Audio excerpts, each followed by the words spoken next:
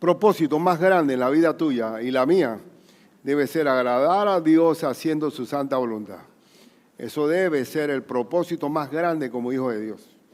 Si los hijos deben hacer lo que el buen hijo hace lo que el padre le dice. Y eso es lo que vamos a hablar sobre ese propósito. El objetivo primordial de nosotros como hijos de Dios es hacer la voluntad. Como dice el Padre nuestro, hágase tu voluntad. Así como en el cielo, así también en la tierra. Ese es lo que desea y el anhelo del creyente. Señor, haz tu voluntad en mí. Y Cristo dijo estas palabras allá en Juan 5, versículo 30. Dice, no puedo yo hacer nada por mí mismo. Según así juzgo, y mi juicio es justo. Según oigo, así juzgo, y mi juicio es justo. Porque no busco, miren, no busco mi voluntad, sino la voluntad del que me envió, la del Padre. Cristo fue obediente hasta la muerte y muerte de cruz en la voluntad de su Padre. ¿Y nosotros qué? ¿Qué debemos hacer nosotros? Exactamente lo mismo. Hacer la voluntad de Dios debe ser nuestra satisfacción. Esa es, y por eso, ¿qué es pecado? Pecado es anteponer mi voluntad propia en vez de la voluntad de Dios. Pecado no solamente son pecados groseros o evidentes o notorios, no, pecado es verdaderamente prevalecer mi voluntad o mi ego por encima de la voluntad del Señor. El Señor siempre buscó, mi Señor Jesús, por eso es el Señor, hacer la voluntad del Padre. Y también léase en Mateo 26:39 que dice, yendo un poco adelante, estaba Cristo hablando en Getsemaní, antes ya en la oración para enfrentar la cruz, se postró sobre su rostro, orando y diciendo, Padre mío, si es posible, pase de mí esta copa, pero no sea como yo quiero, sino como tú. ¿Qué es lo importante? Hacer la voluntad del Padre. Esto no es un asunto de temperamentos o de carácter o de que mi forma de ser es así o asado. En verdad, nosotros nos sometemos a una misma regla que es someterse a la voluntad de nuestro Señor. Aquí doy el ejemplo, por ejemplo, que... Ay, perdón, ¿qué pasó aquí? ¿No está saliendo ya? Ah, ya, bien. Bueno, cuando Israel sale de... Vamos a usar la vara. Esta vara que es cortada allá en el campamento, de un palo de matillo, no sé. Ven, cuando Israel sale de Egipto y se abre el mar rojo de par en par bajo el liderazgo de Moisés, pasa 1 millón y pico de personas y dice, vamos a entrar a la tierra prometida. Pero estos cuando vieron aquella tierra prometida llena de tribus y de gigantes y gente y de ciudades poderosas, se intimidaron y dijeron, es imposible entrar. Hubo 12 espías y dijeron 10, no se puede. Y 2 dijeron que sí. ¿Quiénes fueron? Josué y Caleb. Y estos al no entrar a la tierra prometida quedaron dando vueltas en círculo. ¿Y su corazón dónde estaba? En Egipto. Su corazón no había salido, ellos estaban físicamente allá, pero su corazón estaba en Egipto. ¿Quiénes fueron los que cruzaron el río Jordán y tomaron posesión de la tierra prometida? Todo esto que salieron de Egipto con Moisés, no entraron allá, sino los hijos que vivieron comiendo el maná que caía del cielo, que no tuvieron enfermedades, que Dios los cuidó con la columna de fuego en la noche y en el día la nube que los cubría del sol. Ahí caminaron y fueron criados por el Señor. Y bajo el liderazgo de Moisés cruzaron la tierra prometida. ¿Qué significa hacer la voluntad de Dios? Obedecer lo que el Señor dice. Esta generación no entró a la tierra prometida porque su corazón estaba en Egipto. Dudaron del poder de Dios. Pero eso le pasa a cualquier creyente. Cualquier creyente que ha conocido a Cristo, es decir, que ha pasado el Mar Rojo, se quedan atrás, nunca se consagran, porque dudan del poder, de las promesas de Dios, y quedan dando vueltas en círculo. Y yo estaba hablando que en el evangelismo de Luis Palau que pasó, ¿verdad? Sergio, se encontraron con muchos creyentes, muchos que recibieron a Cristo por segunda y tercera vez. Digo, sí, una vez yo oré por lo mismo. ¿Por qué pasó con ellos? Pasaron el Mar Rojo, pero no se consagraron. No tomaron posesión de la tierra prometida, no vivieron las promesas de Dios. Pero eso nos puede pasar a nosotros. Nos puede pasar de creyentes que no tienen el corazón puesto en las cosas de arriba. Nuestro corazón está en Cristo Jesús. Buscar las cosas de arriba. Buscar primeramente el reino de Dios y su justicia. Entonces, hermano, eso es lo que vamos a hablar. Que el propósito mayor del creyente es hacer la voluntad de Dios para no vivir dando vueltas en círculo, no consagrándose en nada, no ejerciendo los dones que te dio, no viviendo los propósitos que Dios ha preparado para ti. Entonces, vamos a ver solamente 2 puntos con relación a que el propósito de mi vida es hacer la voluntad de Él. Primero, yo quiero aconsejarte, agrádate haciendo la voluntad de Dios. La voluntad de Dios es una delicia, es un agrado, es un contentamiento. Dice la Escritura en Romanos 12, 1, 2. Así que, hermanos, os ruego por las misericordias de Dios. Todos esos capítulos anteriores a Romanos, el apóstol le está destacando todo lo que Cristo hizo por nosotros, toda la herencia de gloria. Así que, ¿qué pasa que después de haber recibido tal gracia, qué hay que hacer? Os ruego, hermanos, por la misericordia de Dios, que presentéis vuestros cuerpos, en este cuerpo, que todavía no hemos llegado a tomar posesión allá en el cielo. Ya este cuerpo pertenece a Cristo y vamos a tener un cuerpo de gloria cuando estemos en el reino de los cielos. ¿Qué debemos hacer? Presentar vuestros cuerpos en sacrificio vivo. Aquí estoy, disponible para ti, Señor. Antes yo vivía como un instrumento de maldad. Antes mi cuerpo estaba para gozarme en la carne, en los deleites mundanos, amando al mundo y las cosas del mundo, pero ahora mi cuerpo está para servirte a ti, Señor. A sacrificio vivo, santo y agradable a Dios, que es vuestro culto racional. Yo debo, todo mi cuerpo está al servicio de Dios. Lo hago para agradarlo a Él. Siempre pregúntate, ¿esto que estoy haciendo agrada a Dios? Porque tu vida debe ser para agradar a Dios. Mi cuerpo ahora es un instrumento de justicia, de gloria. Dice, no os conforméis a este siglo, no te amoldes al mundo. Conforméis, ¿qué es? No tomes la forma del mundo. Dice, sino transformaos. Transfórmate por medio de la renovación de vuestro entendimiento. ¿Cómo yo puedo transformar mi mente y mi entendimiento? La misma palabra de Cristo, que es viva y eficaz, transforma mi mente, mi corazón. Y lo mejor, dice, para que comprobéis, dice, cuál sea la buena voluntad de Dios, agradable y perfecta. Es decir, que si tú te apropias de las promesas del Señor, de su palabra, y la pones por obra, vas a comprobar que la voluntad de Dios es agradable y perfecta. Y yo lo he visto en mi vida personal. Lo más mínimo detalle. Cuando Cristo dice algo, yo le hago caso. ¿Y qué se comprueba? Que tiene razón. Que fue lo mejor que me pudo haber pasado. Siempre, nunca pongas en tela de duda lo que el Señor dice. Porque la palabra de Dios, cuando la vivimos, dice que hace al hombre de Dios ¿cómo? Perfecto, enteramente preparado para toda buena obra. Así que agrádate.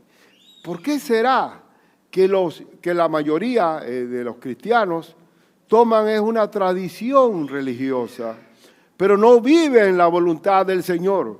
La voluntad de Dios no es teórica. La voluntad de Dios no es un intelecto, es una vivencia. Lo que me gusta de la voluntad de Dios es que es práctica. Cuando algún hermano me dice, pero pastor, esto que me está pasando, ¿cuál será la voluntad de Dios? ¿Será que hay que adivinar la voluntad de Dios en una bola de cristal? ¿O la voluntad de Dios simplemente es vivirla? Por eso que me gusta ese canto del plan.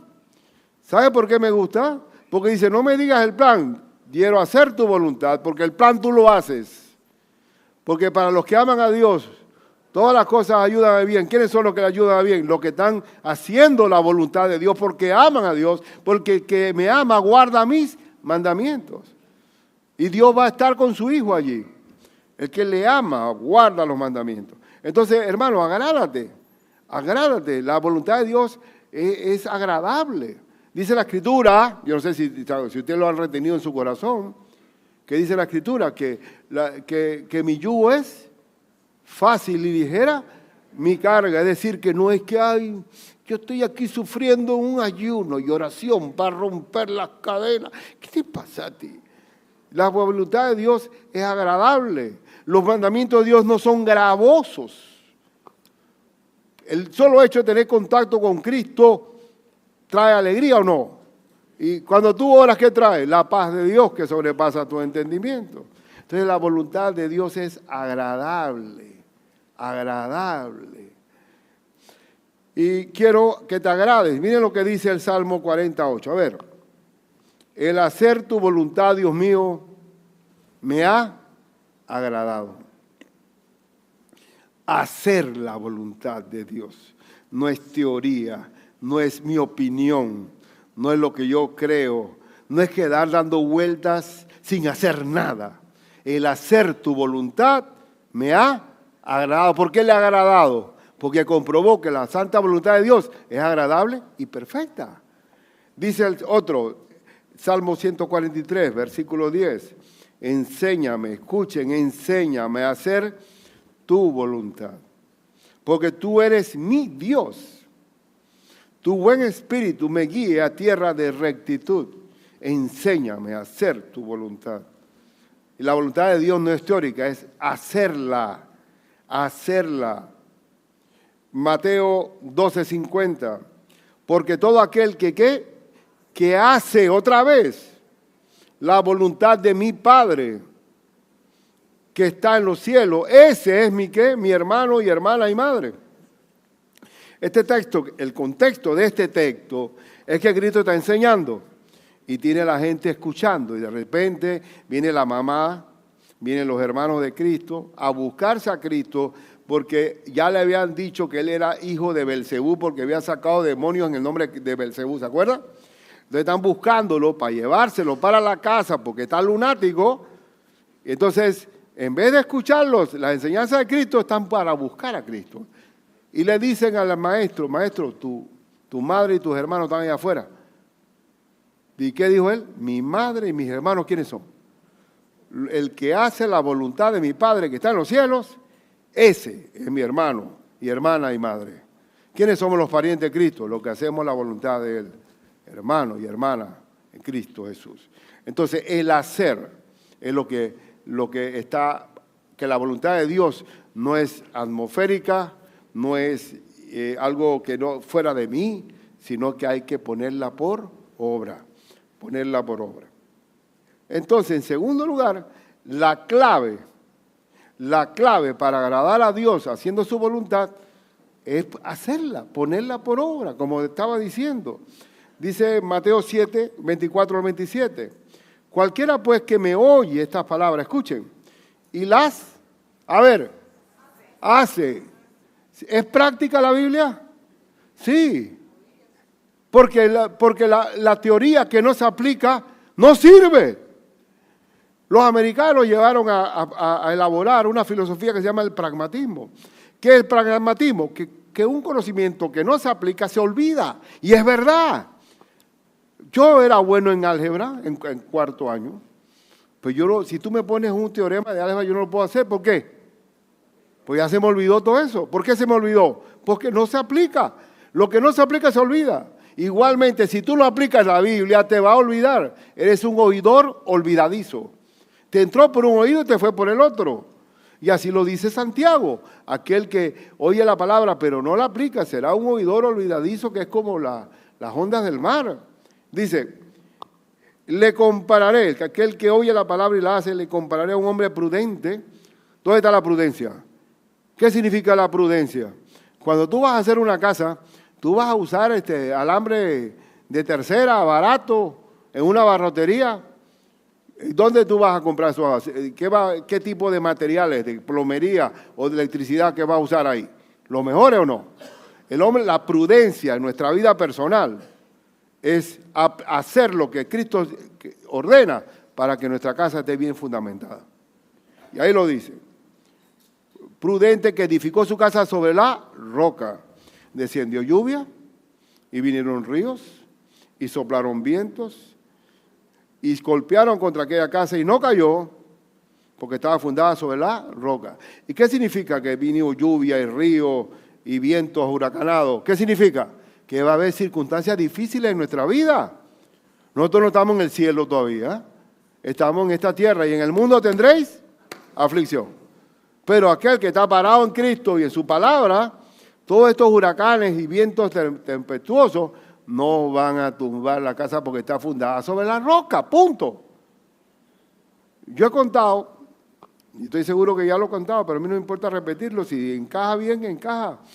Y cuando mi hermano chiquito, el que es agrónomo, hizo su casa, tenía sus ahorros limitados y le dijo a mi papá que lo ayudara a hacer su casa. Y mi papá gastó la mitad de los ahorros en el fundamento. Y Ricardo casi me tira todos los ahorros abajo. Y digo, papá, no me va a alcanzar la casa porque todo se te fue en los fundamentos, en los cimientos de la casa. ¿Y tú qué quieres? Te entrego tu cuestión. ¿Tú quieres hacer una porquería? Bueno, síguelo tú, pues. Chuleta. Bueno, tuve que hacer esfuerzo y hacer de tripa corazón y completar mi ahorro. Y yo te digo una cosa, Ricardo, si hubiera un terremoto aquí en la barriada esta, la única casa que queda viva es la mía. Porque papá hizo otra casa para abajo. Oíste, hizo otra casa para abajo. Igualmente una iglesia. Si no está fundamentada en Cristo, se cae. Si no está fundamentada en la autoridad de la Biblia, no tiene fundamento. Y cualquier viento se lo lleva. Y la historia ha dado prueba de eso. Ha habido movimientos cristianos que se movieron, pero desaparecieron. ¿Por qué? Porque no estaba sustentada sobre la roca. ¿Y la roca quién es? La palabra de Cristo. Lo que sale de su boca. Porque no solo de pan vive el hombre, sino de toda palabra que sale de la boca de Dios. Entonces, ¿cuál es el kit del asunto? Oír y hacer. Hay dichos españoles que traigo aquí. Mejor es un bien hecho que un bien dicho, ¿sí o no? Bien dicho, hermano, no. Mejor es bien hecho. Porque el bien dicho cualquiera. Oye, hay mucha gente que parecen astronautas hablando, saben más que nadie. Y hablando por favor. Y nosotros los latinos hablando, por favor. Y dice otro dicho, del dicho al hecho, hay mucho trecho. Así que al Señor tú no le puedes mentir cuento, del dicho al hecho. Hay hermanos que te pueden recitar texto bíblico, pero no lo viven. Si no lo viven, es letra muerta. Es lo que dice aquí también, que dice que, pero cualquiera que me oye estas palabras y no las hace, le compararé a un hombre insensato que edificó su casa sobre la arena. Es decir, aquel que puede ser un pico de oro hablando, texto bíblico, pero no las vive, su casa está en la arena. Descendió lluvia, vinieron ríos y golpearon y soplaron vientos y dieron con ímpetu contra aquella casa y cayó y fue grande su ruina. ¿Por qué? Porque no tenía fundamento, no estaba sustentado. Otro dicho español, decir es de charlatanes. Hacer es de hombres formales, pues todos los refranes riman, ¿no? Decir es de charlatanes, charlar, por favor. ¿Cuánto uno puede hablar? Oye, el tipo sabe, ¿eh? Mira cómo habla. Digo, no, eso no significa nada, hermano. ¿Cuántos proyectos hay? ¿Cuántas reuniones de gabinete puede haber en un gobierno? Hacemos proyectos, pero el problema no es solamente los proyectos, sino búscame los resultados. Lo que vale son los resultados. Por los frutos los conoceréis. Hermano, el mundo está saturado de charlatanes, de mucho dicho y poco hecho. Pero con Cristo no puede haber cuento. Tu casa está sobre la roca si haces lo que yo te digo. Hay un dicho, hay un una fábula de Esopo. Cuando hablamos de Esopo, hablando más de 2000 años atrás, mucho más. Y él dijo una fábula que es real.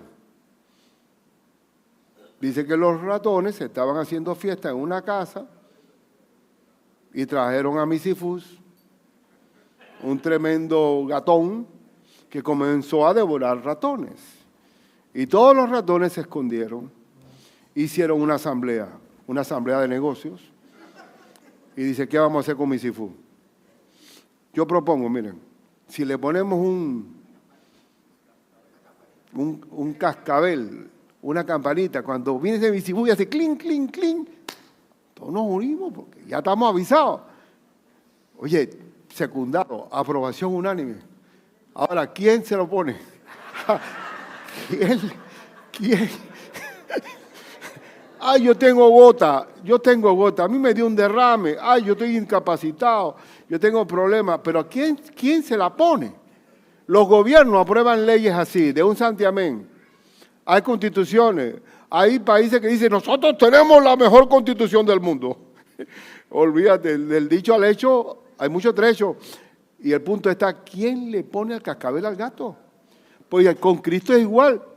Con Cristo lo que vale no es decir, sino hacer. El hacer vale más que el decir, hermano. Es mejor un bien hecho que un bien dicho. Así que, hermano, sí, aquí está, informe de la Comisión de Exploración de la finca que están en tal lugar. Bueno, ingeniera, nosotros fuimos, jefe, allá a ver el asunto, pero resulta que nos encontramos con que el río estaba crecido y no pudimos seguir el viaje, nos regresamos. Aquí está el informe. ¿Qué hicieron? Nada. ¿El papel todo lo aguanta o no? Pero Cristo que dice, el que oye y hace, ese le compararé a un hombre prudente que edificó su casa sobre la roca. La roca. Haz lo que Dios dice. ¿Tú quieres que te vaya bien en la vida? Haz lo que el jefe dice. Porque Dios, Cristo que es, Él es nuestro Señor. Y el Señor hizo todo lo que el Padre le ordenó. Y nosotros seguimos sus pisadas. Entonces, hermanos, obedecer es lo importante. Pregunta aquí, vamos a leer Mateo 21, 28 al 32. Pero, ¿qué os parece? Miren la sencillez de mi Cristo. Un hombre tenía 2 hijos. Y acercándose al primero le dijo, hijo, me voy a trabajar en mi viña. Hijo, ve hoy a trabajar en mi viña. Respondiendo él dijo, no quiero. Pero después, arrepentido, fue. Y acercándose al otro, le dijo de la misma manera. Y respondiendo él dijo, sí, Señor, yo voy. Y no fue. Pregunta. ¿Cuál de los 2 hizo la voluntad de su padre? Dijeron ellos, el primero.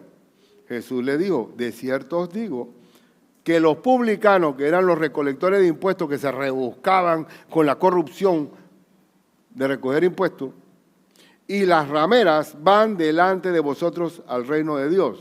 ¿Por qué? Porque vino a vosotros Juan en camino de justicia y no lo creíste. Pero los publicanos y las rameras le creyeron. Y vosotros viendo esto, no os arrepentisteis después para creerle. Entonces, ¿qué es importante? Había uno, yo no voy a ir. ¿Cuántos de nosotros hemos vivido una vida separada del Señor y no ha ido mal, pero después nos arrepentimos? Pero hay algunos que dicen ser y no son. Los fariseos eran expertos en ser fiscales de la vida espiritual de Israel. ¿Se acuerdan cuando Cristo sanó a aquel paralítico que tenía 35 años de estar paralítico? ¿Quién aguanta eso? Ya la mamá debió haber muerto hace tiempo. ¿Qué padre, qué hijo va a recoger a ese muchacho? O ya ese hombre. Y ese hombre, Cristo lo sanó. Y le dijo, levántate, toma tu lecho y anda. ¿Y él qué hizo? Después, porque el Señor, cuando sana, se agachó, tomó el lecho y anduvo. ¿Y qué hicieron los fariseos? ¿Qué haces tú llevando ese lecho? ¿No ves que es sábado? No se puede violar un derecho. Sí, Señor, pero es que resulta que yo soy aquel hombre que tuvo 35 años para ti y a mí qué me importa. Deja ese hecho. ¿Quién fue el que te dijo eso? Fulano, ese hombre no es de Dios. ¿Por qué? Porque han convertido el cristianismo en algo que no tiene que ver con Cristo. Entonces, ¿por qué? Porque se han apartado de la santa voluntad de Dios. La palabra de Dios es sencilla, pero lo más importante para ella es hacer. Y déjame decirte algo, que yo creí, sí, como allá mi hermanita, que allá de Agua Dulce, allá cuando te mandaban, tú no podías decir como de que yo no voy para ningún lado. Venga, Ricardito, vaya allá a buscarle donde su tía tal cosa. Sí, señora. Sí, señor, y no me pongas mal las caras, ¿eh? No ha encarado. Era otra crianza. Y ahora, en Estados Unidos, cualquier niño te marca el 911 y va al padre preso. ¿Sí o no? Por eso que está viviendo el mundo en decadencia totalmente. Porque el Señor nos llama aquí. ¿Quiénes son los? ¿Quién es nuestro Señor? Es un padre que ordena a los hijos. Y nosotros como hijos de Dios debemos acatar sus instrucciones. Por eso, estoy terminando, ¿ah? Porque no traje, yo decía, bueno, mañana es lunes. De repente voy a tener poca gente y me he fallado 2 veces ya. Y digo, bueno, no traje una hamburguesa, pero ahí vamos. Ahí estamos trayendo la comida mejor posible. La pregunta es, ¿por qué el Señor nos disciplina? Porque, a ver, ¿cuándo uno como padre disciplina a sus hijos? ¿Cuándo? Cuando no le hace caso. Mi mamá era experta en eso, ¿o no? Gracias a Dios que me dieron rejo a mí. Y me cuerearon y me dieron azote. Gloria a Dios, porque fui querido. El hijo que no es disciplinado no es amado. ¿O no? Es un bastardo, como lo vamos a leer ahora mismo. Qué bueno. Con esa varita de tamarindo que era un látigo que te picaba. Y rapidito, que como son así cortitas, como 10 enseguida. Y te daban. Dice la Escritura, aquel siervo, Lucas, aquel siervo que conociendo la voluntad de su Señor, no se preparó, ni hizo conforme a su voluntad, ¿qué le va a parecer? Recibirá muchos azotes. ¿Cuándo vienen los azotes? Cuando no hacemos la voluntad de Dios. Cuidado que muchas cosas que tú estás viviendo, ay Señor, ¿qué estarás diciéndome tú a mí? ¿Cuál es tu santa voluntad? Oye, obedece. Obedece, hermano, porque si tú no obedeces, vas a obedecer de todas maneras, ¿oíste? Es una corrección que traten de ver. Yo tengo en mi propia vida cosas que me han pasado y se deben no a una prueba, sino a una corrección. ¿Y la disciplina duele o no duele? Duele, pero es necesaria. Ahora, ¿todos necesitamos disciplina? ¿Sí o no? ¿O hay hijos que nacieron así? Sano. Usted sabe que en Estados Unidos hubo el famoso doctor Spot, que hizo daño, que para mí fue la filosofía previa a los hippies, y con la metida de la guerra de Vietnam se afectó todavía más.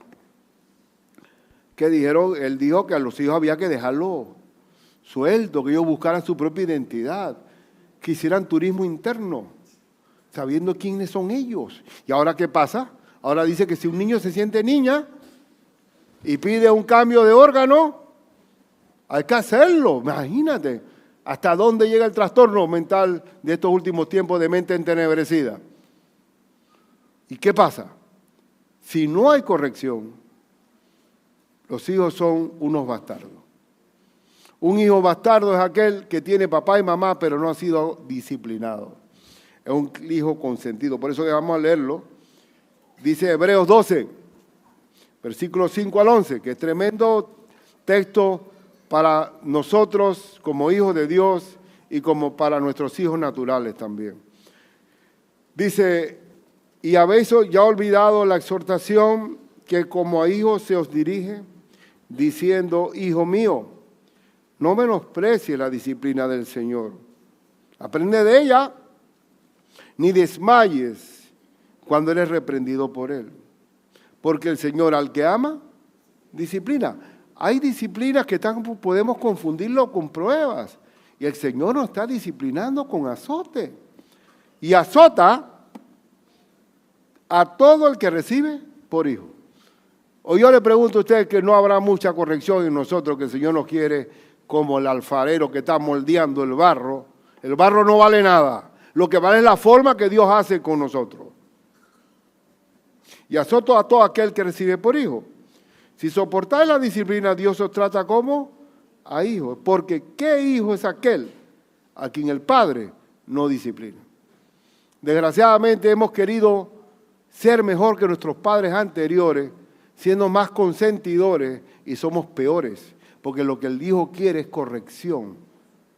El hijo se siente amado cuando es corregido, no cuando le trae el último videojuego. Queremos tener a los hijos rodeados de confort. Ellos quieren corrección, quieren consejería.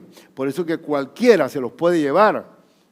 Ahora, ¿cómo se le llama cuando tú sigues a alguien en la internet?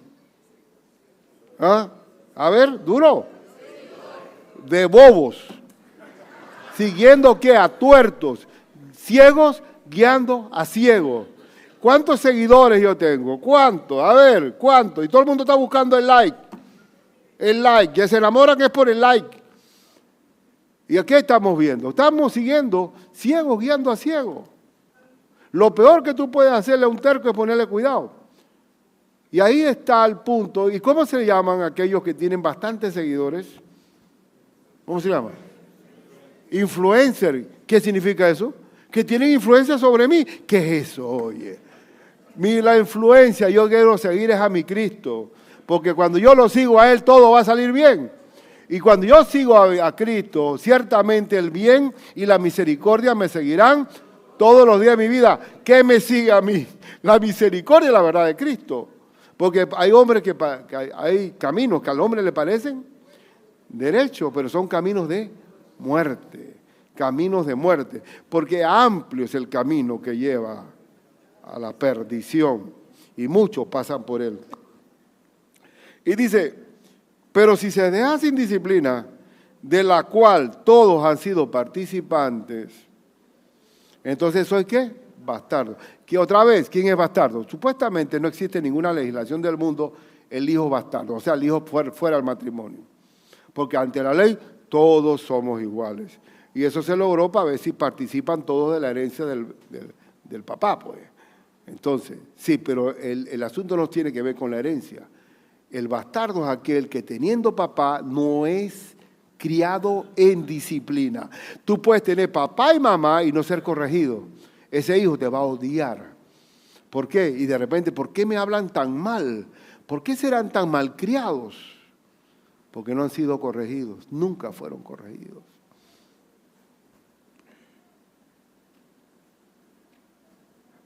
Por otra parte, tuvimos a nuestros padres terrenales que nos disciplinaban y los venerábamos. Cuando yo escuchaba a mis tíos, que ya todos han partido, falta uno nada más, hablan de mi abuelo como contra, es un non plus ultra, lo máximo. En estos tiempos hubiera estado preso con el código de familia, porque ahora no se puede corregir a nadie, pero ellos se sintieron amados por su papá. Y eso que el hombre murió a los 40 años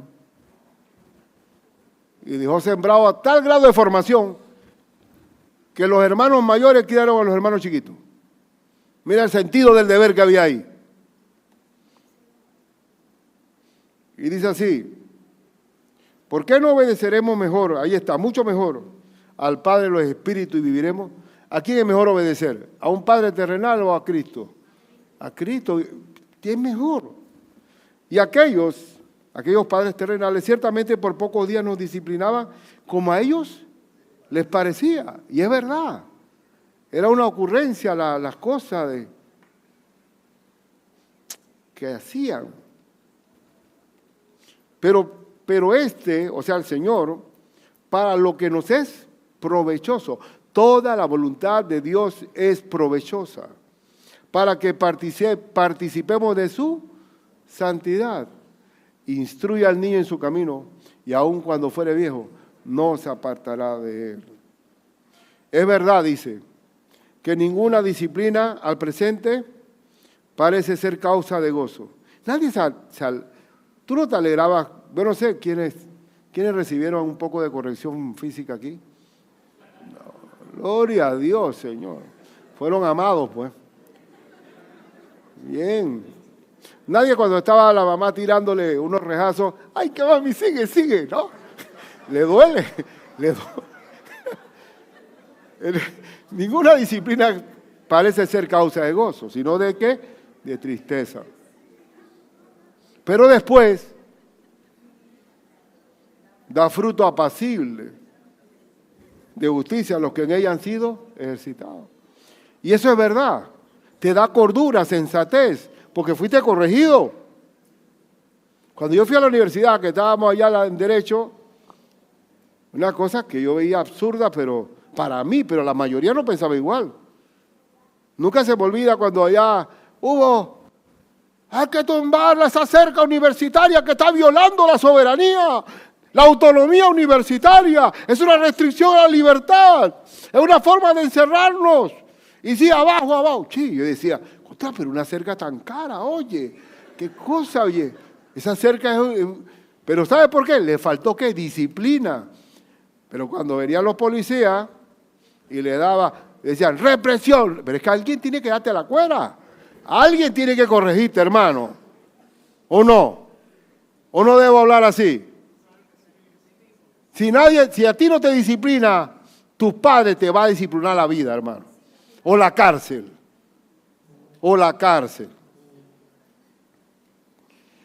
Así que ninguna, sino de tristeza, pero después da fruto apacible. Y es verdad.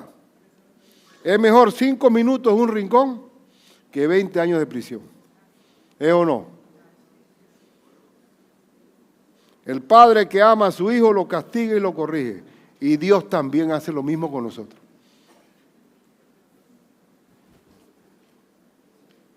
Cuando mi mamá, yo a veces era así, yo tenía mi rebeldía porque estaba el niño y me pueriaba y no lloraba. Y me daba más, llore. Tú me estás mirando, más me daba. Y después soltaba el sollozo, póngase en esa esquina, en el rincón y tómese este vaso de agua. Y ahora yo considero que bendito sea Cristo. Porque el padre que no disciplina no ama. Y ese es el problema, hermano mío. Dios nos va a disciplinar como hijos, quiera o no. Si tú no se haces la santa voluntad de Dios, primero que andarás dando vueltas en círculo como en los 40 años en el desierto del pueblo israelita. Segundo, todo lo que hagas será estéril porque separados de mí nada podéis hacer, todo será estéril. Tercero, que todo lo que siembras cosechas. El que siembra para su carne, de la carne segará corrupción. Todo lo que haga fuera de Cristo tendrá su cosecha. Y te voy a decir una cosa, hermano, la mayoría de las consecuencias de nuestra vida son de nuestra propia cosecha, ¿sí o no? Pero ahí te digo, sigamos lo que el Señor ordena. ¿Cuánto falta? ¿Por qué el mundo está como está? Y ahora no podemos decir, ahora los influencers y los seguidores, ahora todo el mundo hay mucha manipulación. Y pobre de nuestros hijos, porque están totalmente metidos y absortos en los videos virales que es por instante que están siendo llevados y no hay forma de que tengan cordura y analizar dónde están parados, porque son llevados por la corriente del mundo. No se detienen un momento a reflexionar. Pero hermano, tú que estás aquí, que estamos aquí, tú quieres vivir una vida frustrada bíblicamente, porque algunos dirán, pero yo vengo, pero yo siento que no me lleno, que no sé qué me pasa. ¿Por qué será que tengo los bríos, como dice Pablo, que el querer el bien está en mí, pero no el hacerlo? ¿Cuál es el problema? Entre el querer y el hacer. Sin embargo, el Espíritu Santo dice en la Escritura que pone el querer y el hacer, por su buena voluntad. Entonces, ¿por qué hay hermanos que están así, aplatanados, totalmente postrados, paralíticos? Porque no ponen por obra lo que el Señor ordena. Se acabó, eso es todo. Y se lo digo también, que yo no sé si tiene sentido lo que estoy diciendo hoy. Pero ahí está el kit del asunto. Mi pregunta es, ¿tiene sentido lo que he predicado? ¿Usted quiere estar dando vueltas en círculo sin llegar a ningún lado? No ame al mundo ni las cosas que hay en el mundo, porque el que ama al mundo, el amor del Padre, no está en él, porque todo lo que hay en el mundo, los deseos de los ojos, los deseos de la carne y la vanagloria de la vida, no proceden del Padre, sino del mundo. ¿Y el mundo qué? Pasa y sus deseos, pero el que hace la voluntad de Dios, ¿el que hace qué? El que hace qué? La voluntad de Dios permanece para siempre. Todo lo demás es pasajero. Todo lo demás se desmorona, pero el que hace la voluntad de Dios permanece para siempre. Y aquí hay que estar sobre la roca, hermano. Haz lo que Dios dice, punto. Si no haces lo que Dios dice, tu casa está sobre la roca, sobre la arena. Eres un siervo que merece muchos azotes. Entonces, voy a cerrar mis ojos. Yo lo invito ahora, digo, Señor, yo quiero hacer tu santa voluntad. Ay, ¿quién quiere hacer un compromiso delante de Dios? Señor, heme aquí. Yo quiero hacer tu santa voluntad. Y póngase de pie allí donde está. Ayúdame a poner por obra lo que tú ordenas, Padre mío, para ser un hijo obediente, que haya fruto en mi vida, Padre Santo. Yo te pido, mi Cristo Jesús, que yo haga lo que tú dices para que vaya bien. Padre, que me someta como un hijo, como un niño que crea a su papá. Señor, te ruego que yo tenga ese deseo de corazón de complacerte y agradarte en todo, Padre mío. Y que todo sea para bien, Señor. Porque tú vas también a reprendernos, nos vas a castigar cuando no hacemos lo que tú ordenas. Señor, yo te pido que mis hermanos atesoren y amarren en su corazón, lo aten esta palabra de voluntad, de hacer tu voluntad es lo más importante, Señor. Te lo ruego en el nombre de Cristo. Un corazón rendido a ti. Te lo pido, Señor. Un corazón en verdad que quiere complacerte haciendo lo que tú quieres, Padre mío. Disfruta de mí y yo disfruto también de tu santa voluntad. Úsame para tu gloria, Señor, y que haga tu santa voluntad y que el plan sea totalmente tuyo, Señor. En el nombre de Cristo Jesús. Amén.